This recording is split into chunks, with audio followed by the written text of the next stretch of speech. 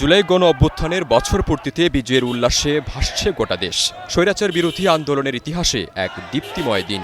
গণতন্ত্রের সূর্য ছিনিয়ে আনার লক্ষ্যে রাজপথে নেমে এসেছিল হাজারো মানুষ। দিনটি উপলক্ষে দেশব্যাপী বর্ণাঢ্য আয়োজন করে জামায়াতে ইসলামী। নানা কর্মসূচির মধ্য দিয়ে জুলাই গণ অভ্যুত্থান দিবস পালিত হয়েছে খুলনায়। জামায়াতে ইসলামীর জেলা শাখার আয়োজনে র্যালি বের হয়। এ সময় কণ্ঠে বেজে ওঠে নানা স্লোগান। এ সময় আধিপত্যবাদের বিরুদ্ধেও স্লোগান দেয়া হয়।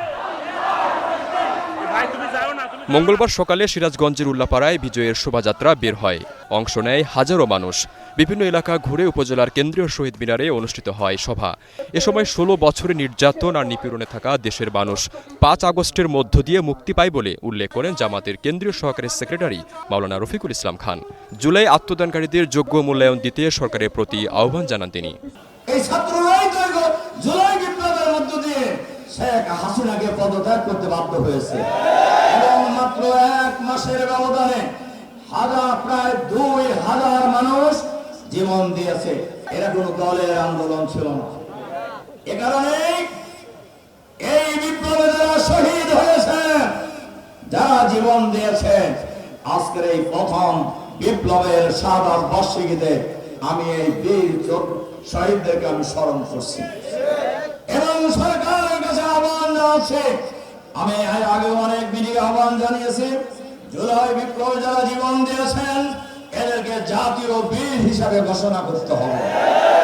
যাদের রক্তের বিনিময়ে, যাদের জীবনের বিনিময়ে বাংলাদেশের মানুষ ফ্যাসিবাদ মুক্ত হয়েছে।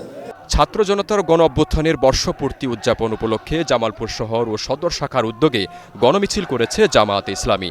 এদিন সকালে শহরের ফৌজদারি মোড় থেকে গণমিছিল বের হয়ে শহর প্রদক্ষিণ শেষে তমালতলা চত্বরে গিয়ে শেষ হয়।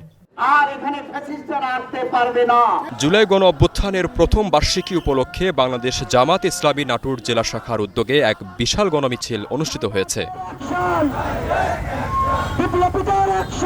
দিনটি উপলক্ষে পাবনা সদর ও পৌর জামায়াতের উদ্যোগে গণমিছিল করা হয়। এছাড়া ময়মনসিংহ শোভাযাত্রা করে জেলা জামায়াতে ইসলামী।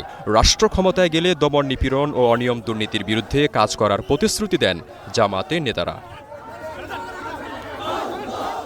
জাহিদুল ইসলাম রনি, স্টার নিউজ।